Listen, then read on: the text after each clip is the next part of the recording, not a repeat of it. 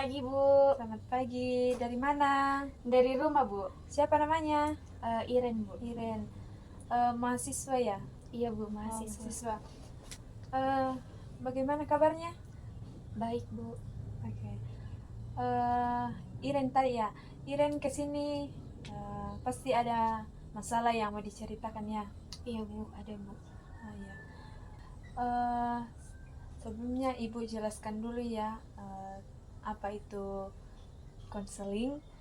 Atau Iren sudah pernah dengar kata konseling atau sudah tahu?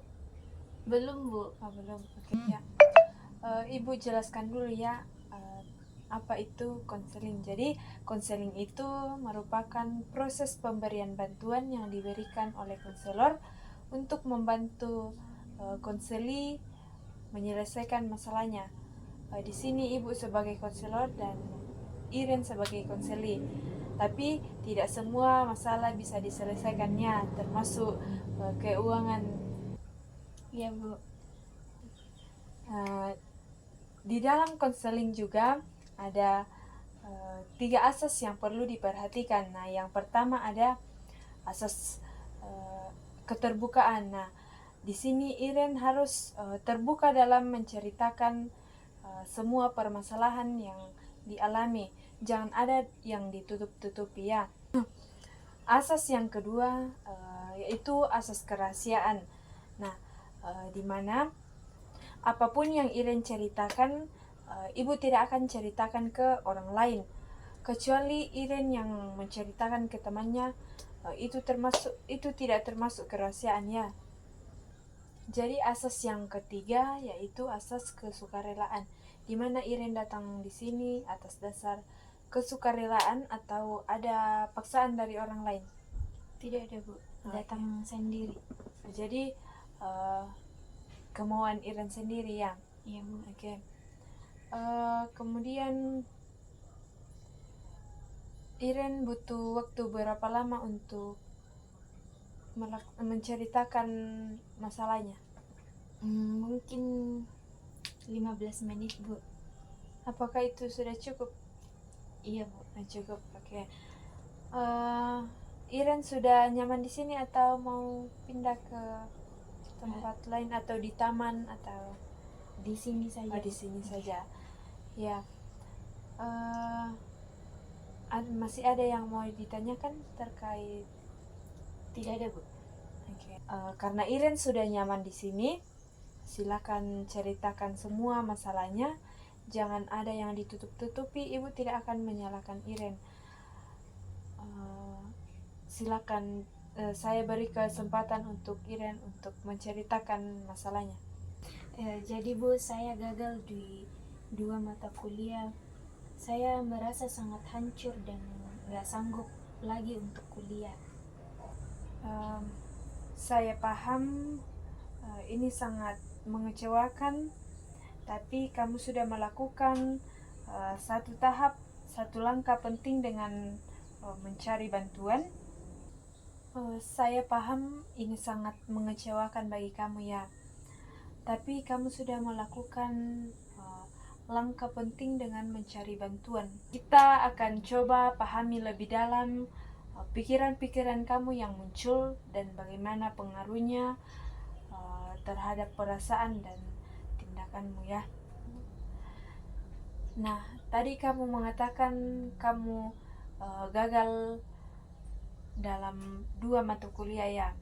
Nah, saat kamu tahu kamu gagal 2 mata kuliah, pikiran apa yang langsung muncul di pikiran kamu?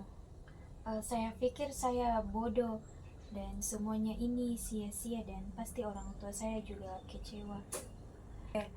Baik, jadi 3 pikiran kamu secara langsung yaitu kamu merasa bahwa kamu itu bodoh, kemudian semuanya sia-sia, dan kamu juga takut orang tua kamu pasti kecewa ya. Terus bagaimana perasaanmu ketika pikiran-pikiran kamu itu muncul? Saya sedih banget, bingung dan gak semangat ngapa-ngapain, Bu. Ya, kita akan melihat seberapa jauh benar-benar terjadi yang seperti yang kamu katakan tadi bahwa saya bodoh, semuanya itu sia-sia. Apakah ada bukti yang mendukung bahwa itu benar-benar terjadi? Buktinya ya saya gagal di 2 mata kuliah itu, Bu. Tapi di semester lalu saya lulus semua dan bahkan dapat nilai yang bagus. Nah, berarti kamu pernah berhasil ya. Gagal kali ini belum tentu kamu bodoh. Bagaimana kalau kita ubah pikiran itu menjadi, misalnya tadi kamu mengatakan saya bodoh, misalnya saya gagal kali ini, tapi bukan berarti saya bodoh. Saya pernah berhasil dan saya ingin belajar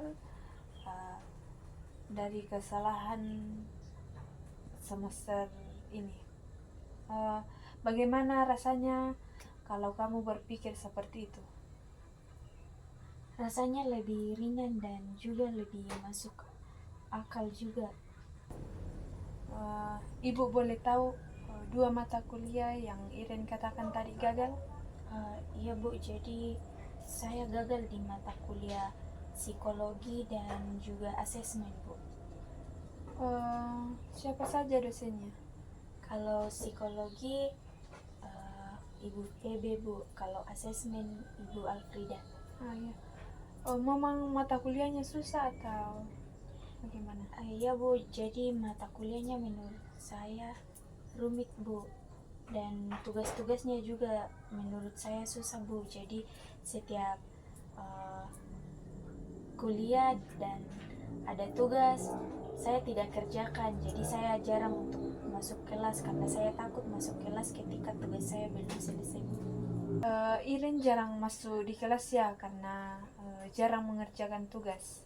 Iya, Bu, saya sudah beberapa kali tidak masuk, Bu, karena memang di kontrak perkuliahan itu maksimal 4 kali tidak masuk berarti error, dan saya sudah 5 kali tidak masuk karena tidak mengerjakan tugas yang diberikan, Bu. Makanya saya gagal di mata kuliah itu, Bu.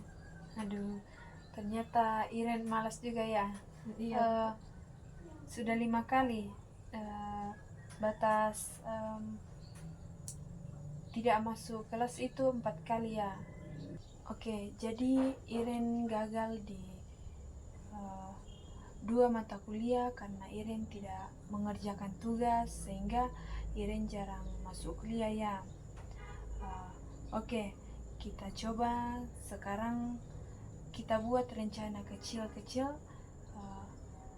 Mungkin ada satu tindakan yang bisa kamu ambil untuk semester ini untuk memperbaiki kegagalan yang kamu alami semester lalu.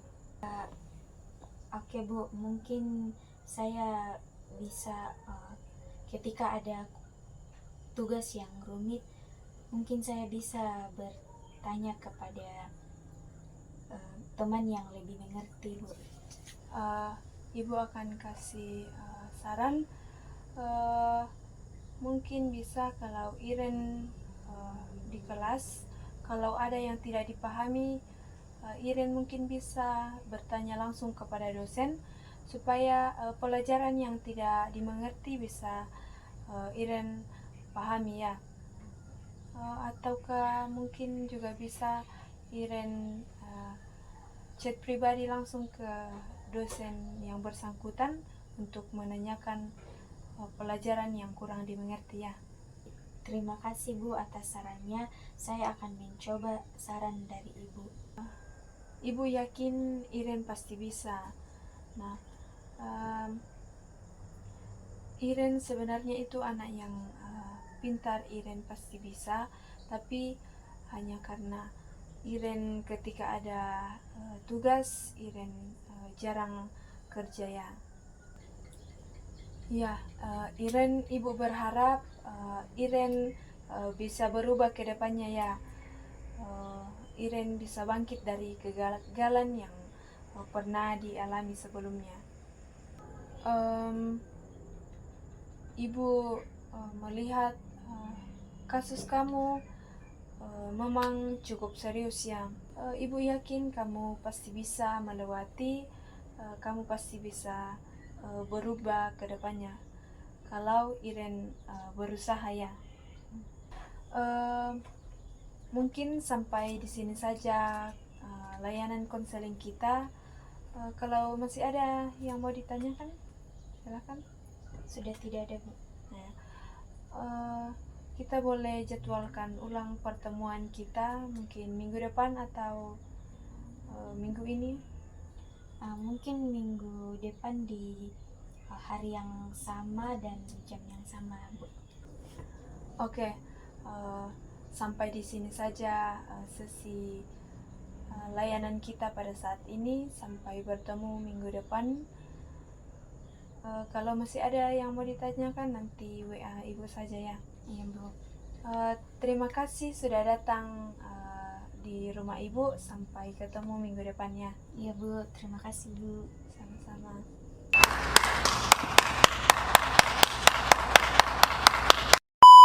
Oke teman-teman, terima kasih sudah menonton videonya.